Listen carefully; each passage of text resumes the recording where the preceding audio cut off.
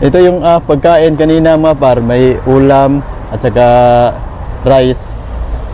Nilagay ko kanina sa taas upang hindi makain sa aso. So yun, ibigay natin kay daddy mga par para makakain na po siya. Kita ako na mo diri ganyan kay dadaan kag pagkaon. Oo.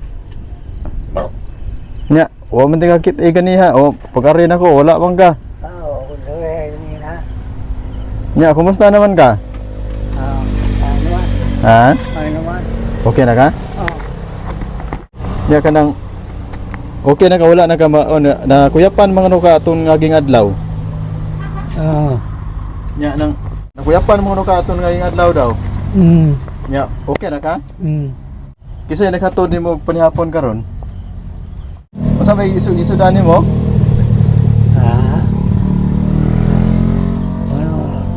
Paano ako suwa ka ng buwad? Buwad ang imong sudan. Oo. Nya nang Morta na kagi. Idamo ko no ka sa ospital ato ng adlaw. Ako dada. Ha? Dinar ko. Ang kumuban akong dalon sa hospital na ako. Ang dalon ko ninyo nga. Mayang kong lawas. Oo. Nya wala ka gida. Wa. Nya nang ikatog nimo diri no dading ikaw rang usa. Oo. Nya ang imong kuyo kanang iro. Iro. Luya sa nimo diri ay kanang wala ka gi kuha sa imong kaliwat imong ato ka papuyon nga to sila ha. Wala man. Pero ganahan unta ka nga Ato ko'y anya. unya. Kung yung ito kaya kung kaya ba ka nang pangitaon kaya ang pagkaon. Mao pod. Unya. Ari na lang ka dire. Ayaw ang tuloy. So mao ni siya maparno si kuha ng tatay dading, siya rang usa nagpuyo dire sa kaniyang payag nga guba na kayo yung taon niya payag. Tanawa ninyo maparaw ng ayang kauban dire matog ikagabi kay kanir gyud yung iro nya. Ani? Ayong palayo. Mo ni yung kondire. Iro na ako ang tuloy.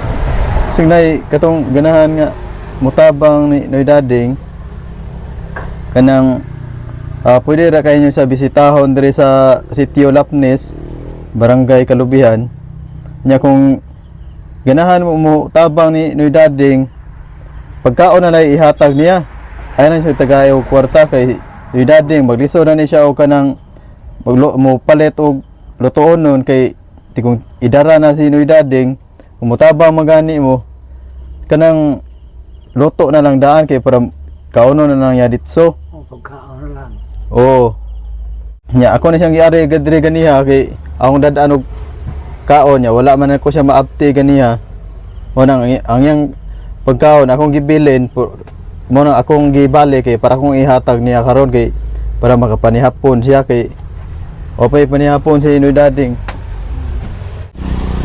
So mapar, ito po yung natulungan natin dati, yung si Tatay Dading.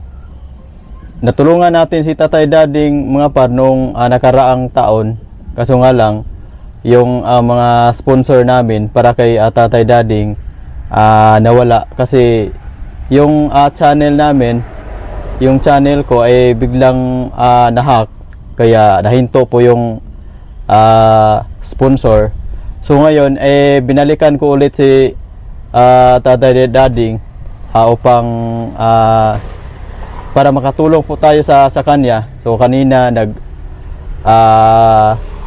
nagpunta ako dito kanina para upang hanapin siya kay para may ibigay po akong pagkain sa kanya mapar. So ngayon ibigay ko sa kanya yung pagkain. Ito yung pagkain mga par. Ako gibutang dire mo pagkaon kita kanay wala. Tama. Ako nang ibilin dire kani para magdili kanon sa iring, di kanon sa ero. Ito yung pagkain kanina mga par, may ulam at saka rice. nilagay ko kanina sa taas upang hindi makain sa aso. So yun, ibigay natin kay daddy mga par para makakain na po siya. So may tubig dito, kunin natin yung tubig nasa taas din. Yun, yung tubig pangtulak sa pagkain. So ulitin ko mga par, ito po yung natulungan natin dati. Kaso nga lang nahinto kasi yung ma-sponsor natin ay biglang nawala kasi yung channel natin nahack. Kaya nahinto po yung pagtulong natin kay Tatay Dading. So ngayon balik tayo ulit. So every Friday kasi wala akong pasok, kaya puntahan ko siya dito upang i-update natin, tas bigyan din natin ng pagkain si Tatay Dading.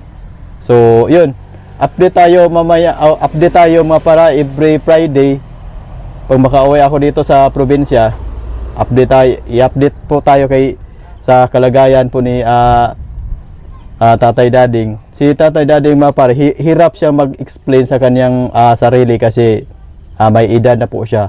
And then wala po siyang gamot. Wala siyang siya lang ang mag-isa dito. Kaya kailangan siya ng kasama sana, pero yung mga kamag-anak niya parang naman, ayaw ko nang magkomento. So hanggang dito na lang at maraming salamat po.